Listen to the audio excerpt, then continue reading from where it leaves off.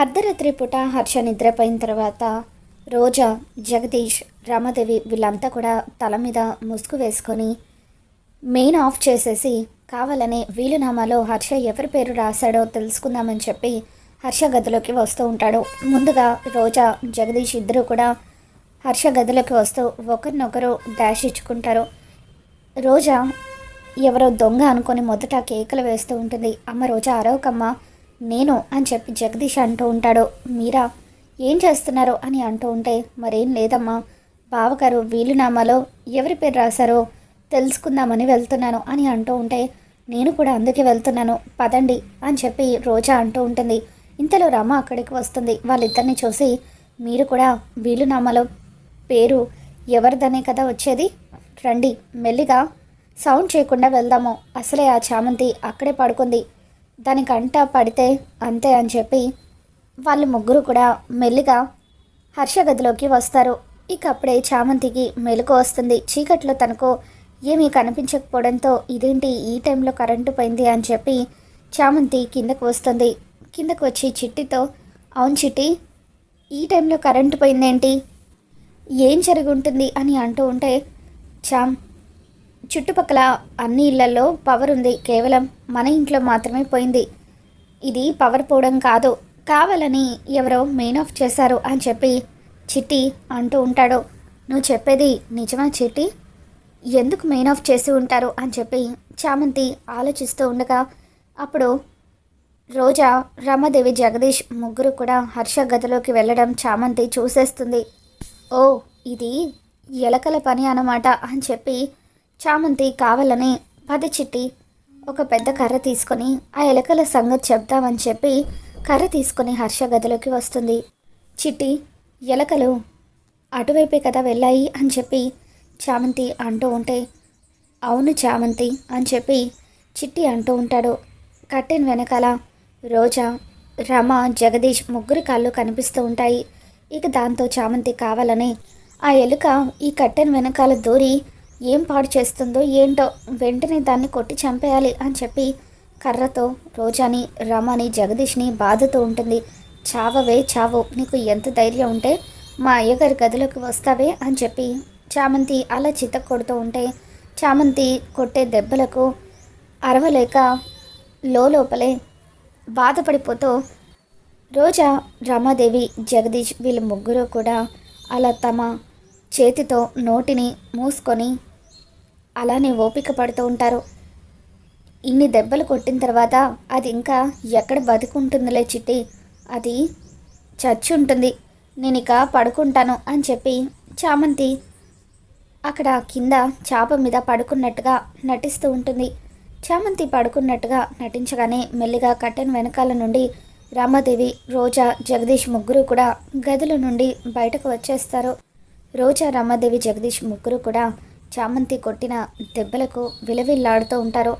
అత్తయ్య, నాకు తెలిసి అది ఎలుకను అడ్డం పెట్టుకొని మనం అక్కడ ఉన్నామని తెలిసే మనల్ని కొట్టినట్టుంది అని అంటూ ఉంటే అప్పుడు రమాదేవి, ఈ విషయం మీ మామయ్య గారికి అది చెప్పకుండా ఉంటే అంతే చాలే రోజా, ఈరోజు మన టైం బాగోలేదనుకుంటా, రేపు మళ్ళీ ఆ వీలునామాలో ఏం రాసిందో తెలుసుకోవడానికి మరొక ప్రయత్నం చేద్దాము, మీ మావయ్య గారికి ఈ విషయం తెలిస్తే ఆ వీలునామా విషయంలో మరింత జాగ్రత్త పడతారు అని చెప్పి ప్రస్తుతానికి వెళ్ళి పడుకోండని రమాదేవి అంటూ ఉంటుంది.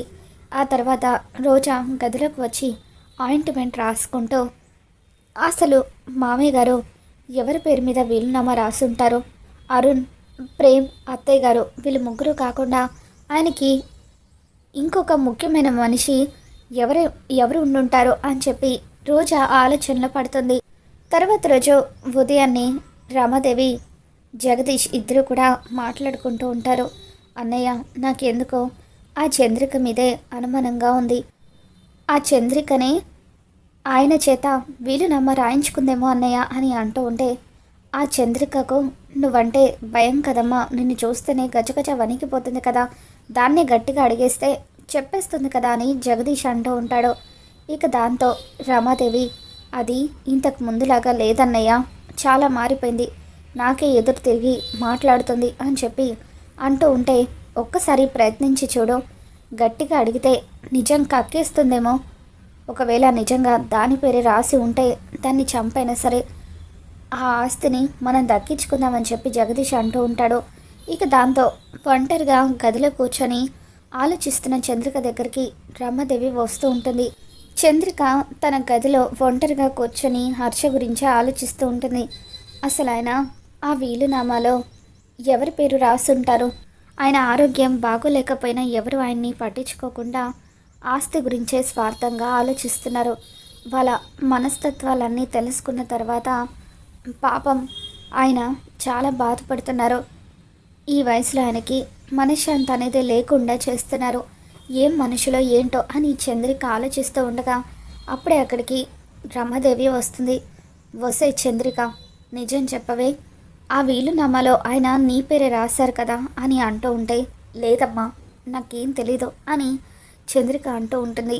మర్యాదగా నిజం చెప్పవే. కొన్నేళ్ల క్రితం నువ్వు నాకు రాసిచ్చిన అగ్రిమెంట్ని మర్చిపోయి మితిమీరి ప్రవర్తిస్తున్నావు. ఆయనకి దూరంగా ఉంటానని చెప్పి నేను ఇంట్లో లేనప్పుడు ఆయన్ని మాటలతో మాయ చేసి ఆ ఆస్తిని మొత్తం నువ్వే రాయించుకొని ఉంటావు. నాకు నీ మీద అనుమానం. మర్యాదగా చెబుతావా లేదా అంటూ అక్కడున్న బెల్ట్ తీసుకొని చంద్రికను కొట్టడం కోసం అని చెప్పి రమాదేవి చంద్రికను కొట్టబోతూ ఉంటే చంద్రిక ఒక్కసారిగా రమాదేవి చేతిలో ఉన్న బెల్ట్ని లాగేసుకుంటుంది. మర్యాదగా నిజం చెప్పవే, లేకపోతే ఈరోజు నిన్ను చంపేస్తాను అని చెప్పి రమాదేవి చంద్రిక గొంతు పట్టుకుంటుంది. ఇక దాంతో చంద్రిక రమాదేవి చేతిని గట్టిగా పట్టుకొని విరుస్తూ, చూడు రమాదేవి, నాకు తెలియదని చెప్పానంటే నాకు తెలియనట్టే కదా. ఒకవేళ తెలిసినా కూడా చెప్పాల్సిన అవసరం నీకు లేదు. ఎందుకంటే చెప్పాలని ఆయన అనుకోవడం లేదు కాబట్టి.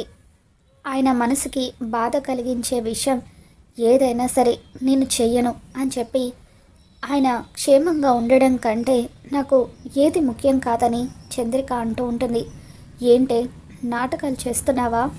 ఇద్దరూ కలిసి ఆస్తి విషయంలో నన్ను మోసం చేద్దామని చూస్తే నిన్నే కాదు ఆయన్ని కూడా బతకనివ్వను, మొగుడని కూడా చూడను, చంపేస్తాను, చంపైనా సరే ఆస్తి దక్కించుకుంటాను అని చెప్పి రమాదేవి అంటూ ఉంటుంది. ఇక దాంతో చంద్రిక రమాదేవి గొంతు పట్టుకొని, ఏంటి ఆయన్ని చంపేస్తావా?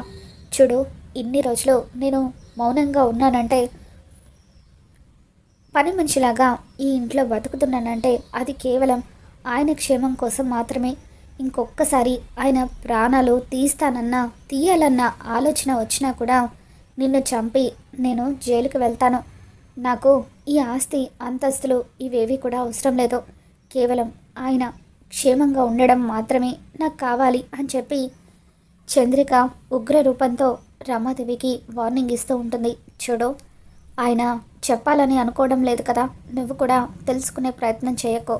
ఇంకొకసారి ఇటువంటి పిచ్చి పిచ్చి ప్రయత్నాలు చేసి ఆయన్ని బాధ పెట్టాలని చూస్తే నరికేస్తాను అని చెప్పి పోయి ఇక్కడి నుండి అంటూ చంద్రిక రమాదేవికి వార్నింగ్ ఇస్తూ ఉంటుంది. ఇక రమాదేవికి చంద్రిక వార్నింగ్ ఇవ్వడంతో అసలు ఈ చంద్రికకు ఏమైంది, ఈ మధ్య ఇలా ప్రవర్తిస్తుంది అని చెప్పి రమాదేవి భయంతో వణికిపోతూ, ఇన్ని రోజులు కుక్కిన పేన్లాగా పడున్న ఈ చంద్రికకు అసలు ఇంత ధైర్యం ఎక్కడి నుండి వచ్చింది? ఎందుకు ఇది ఇలా ప్రవర్తిస్తుంది? ఏం చూసుకొని ఇలా రెచ్చిపోతుందని చెప్పి ఆలోచిస్తూ ఉంటే చాటుగా ఉండి ఇదంతా కూడా చామంతి చూసేస్తుంది. అంటే చంద్రిక అత్త అయ్యగారు ఇద్దరు భార్యాభర్తలన్నమాట అని చెప్పి చామంతి నిజం తెలుసుకుంటుంది. తర్వాత చామంతి చంద్రిక దగ్గరకు వస్తుంది. ఏంటి చామంతి, కిచెన్లో ఏమైనా కావాలా అని చంద్రిక అడుగుతూ ఉంటే అప్పుడు చామంతి, అత్త నిన్నొక విషయం అడగాలి. అయ్యగారు నీ భర్తన అని అంటూ ఉంటే అప్పుడు చంద్రిక, ఆ విషయాలన్నీ ఇప్పుడు నేను చెప్పలేను చామంతి, టైం వచ్చినప్పుడు నువ్వే తెలుసుకుంటావు అని అంటూ ఉంటే, అత్త నాకు నిజం తెలిసిపోయిందత్త అని చామంతి అంటూ ఉంటుంది. అక్కడున్న పెళ్లి ఫోటోని చూపిస్తూ, ఈ పెళ్లి ఫోటోని మీ ఇద్దరి పెళ్ళి జరిగిందనడానికి సాక్ష్యం కదక్క అని అంటూ ఉంటే చంద్రిక ఒక్కసారిగా ఆ పెళ్లి ఫోటోని హత్తుకొని బోరుమని ఏడుస్తూ ఉంటుంది. అసలు అయ్యగారు అమ్మగారిని పెళ్లి చేసుకున్న తర్వాత నిన్ను మళ్ళీ ఎలా పెళ్లి చేసుకున్నారత్త? ముందు నిన్ను పెళ్లి చేసుకున్నారా, అమ్మగారిని పెళ్లి చేసుకున్నారా అని అంటూ ఉంటే, ముందు నన్నే అయ్యగారు పెళ్లి చేసుకున్నారు చామంతి. మేమిద్దరం ప్రాణం కంటే ఎక్కువగా ప్రేమించి మరీ పెళ్లి చేసుకున్నాము. పెళ్ళైన 2 నెలలకే నేను గర్భవతిని అయ్యాను. గర్భవతిని అయిన నన్ను ఆయన అపురూపంగా ఎంతో జాగ్రత్తగా చూసుకునేవారు. మా ఇద్దరి ప్రేమను చూసి అందరూ కూడా ఈర్ష్యపడేవారు. కానీ అనుకోకుండా మా జీవితంలోకి ఆ రమాదేవి వచ్చింది. ఎంతో సంతోషంగా బతుకుతున్న మా జీవితాల్ని తలకిందులు చేసింది అని చెప్పి చంద్రిక గతంలో జరిగిందంతా కూడా గుర్తు చేసుకుంటుంది. ఇంతకు మించి నేను నీతో ఏమి చెప్పలేను చామంతి, దయచేసి నన్ను ఏమీ అడగొద్దు అని చెప్పి చంద్రిక చామంతికి చెబుతూ ఉంటే, అప్పుడు చామంతి ఆ పెళ్లి ఫోటోని ర్యాక్లో పెడుతూ ఉండగా ర్యాక్లో నుండి ప్రేమ్ చిన్నప్పటి ఫోటో కింద పడుతుంది. ఇక దాంతో ప్రేమ్ చంద్రిక కన్న కొడుకన్న విషయం కూడా చామంతికి అర్థమవుతుంది. అంటే ప్రేమ్ బాబు చంద్రిక అత్త కొడుకన్నమాట. అందుకే మొదటి నుండి కూడా అమ్మగారు అరుణ్ బాబుని ఒకలాగా ప్రేమ్ బాబుని ఒకలాగా చూసేవారు అని చెప్పి చామంతి, ఈ రమాదేవి మరీ ఇంత దుర్మార్గురాలా? నాన్న చెప్పినట్టుగా గతంలో సంస్థానంలో పని మనిషిగా దొంగతనాలు చేసి చిన్నరాజా వారి ప్రాణాలు తీసేసి ఇప్పుడు ఇక్కడికి వచ్చి అయ్యగారిని పెళ్లి చేసుకొని చంద్రికార్త జీవితం కూడా నాశనం చేస్తుందా? ఈ రమాదేవి పాపం ఎప్పుడు పండుతుందో ఏంటో, ఆ దేవుడు ఇటువంటి వాళ్ళకు ఎప్పుడు శిక్షను విధిస్తాడో ఏంటో అని చెప్పి చామంతి కిచెన్లోకి వెళ్ళి తన పని తాను చేసుకుంటూ ఉంటుంది. మరోవైపు ప్రేమ్ బయటకు వెళ్తాడు. ఒక చోట ఫోన్లో తన ఫ్రెండ్తో మాట్లాడుతూ ఉండగా ఇంతలో రమణమ్మ మొదటి భర్త వేణుగోపాల్ జైలు నుండి రిలీజ్ అయ్యి రోడ్డు దాటుతూ ఉంటాడు. అలా వేణుగోపాల్ రోడ్డు దాటుతూ ఉండగా ఇంతలో ఒక కారు వచ్చి వేణుగోపాల్ని గుద్దేస్తుంది. తన తలకు చిన్న గాయం అవుతుంది. ఇక దాంతో ప్రేమ్ పరిగెత్తుకుంటూ వెళ్ళి వేణుగోపాల్ని కాపాడతాడు. సార్ ఏంటి సార్ ఇది? రోడ్డు మీదకి వచ్చినప్పుడు చూసుకోవాలి కదా, మిమ్మల్ని చూస్తూ ఉంటే ఆరోగ్యం బాగోలేనట్టుగా ఉంది, ఎవరినైనా తోడు తెచ్చుకోవచ్చు కదా సార్ రోడ్డు మీదకి వచ్చినప్పుడు అని అంటూ ఉంటే, అప్పుడు వేణుగోపాల్, నాకంటూ ఎవరు లేరు బాబు, కట్టుకున్న భార్య నన్ను మోసం చేసి వెళ్ళిపోయింది, నన్ను జైలు కూడా పంపించింది. ఈ మధ్య జైలు నుండి రిలీజ్ అయ్యాను. రిలీజ్ అయిన తర్వాత నా భార్య కోసం నా కొడుకు కోసం వెతకని చోటంటూ లేదు. అయినా సరే వాళ్ళు ఎక్కడా కనిపించలేదు అని అంటూ ఉంటే, వాళ్ళ ఫోటో ఏదైనా ఉందా అని చెప్పి ప్రేమ్ అడుగుతూ ఉంటాడు. లేదు బాబు, ఫోటో ఏమీ లేదు అని చెప్పి వేణుగోపాల్ అంటూ ఉంటాడు. దాని పేరు రమణమ్మ. నా కొడుకు నా నుండి దూరమైనప్పుడు వాడికి ఇంకా పేరు కూడా పెట్టలేదు. పసిగుడ్డుగా ఉన్నప్పుడే అది నా కొడుకుని తీసుకొని ఎక్కడికో వెళ్ళిపోయింది అని వేణుగోపాల్ అంటూ ఉంటాడు. ముందు మిమ్మల్ని హాస్పిటల్కి తీసుకెళ్ళి ట్రీట్మెంట్ చేయిస్తాను పదండి అంటూ ప్రేమ్ వేణుగోపాల్ని హాస్పిటల్కి తీసుకొని వెళ్తాడు. అక్కడ తనకి ట్రీట్మెంట్ చేయించిన తర్వాత మిమ్మల్ని చూస్తుంటే జాలేస్తుంది, మా ఇంటికి పదండి, ఏదైనా ఉద్యోగం ఇప్పిస్తాను అని చెప్పి ప్రేమ్ ఎలాగైనా సరే నాన్నతో మాట్లాడి ఈయనకు తోటమాలి ఉద్యోగమైనా ఇప్పించాలి, ఈయన భార్య పిల్లలు కనిపించేంత వరకు ఈయనకు ఆశ్రయం ఇవ్వాలి అని చెప్పి ప్రేమ్ మంచి మనసుతో వేణుగోపాల్ని ఇంటికి తీసుకొని వస్తాడు. అలా వేణుగోపాల్ని ఇంటికి తీసుకొచ్చిన తర్వాత ప్రేమ్, రండి మా నాన్నను పరిచయం చేస్తాను, మా నాన్నగారు తప్పకుండా మీకు ఏదో ఒక ఉద్యోగం ఇస్తారు అని చెప్పి అలా వేణుగోపాల్ని ఇంట్లోకి తీసుకొని వస్తూ ఉండడంతో ఇక ఒక్కసారిగా రామాదేవి గుమ్మం దగ్గరికి వచ్చిన వేణుగోపాల్ని చూసి షాక్కి గురవుతుంది.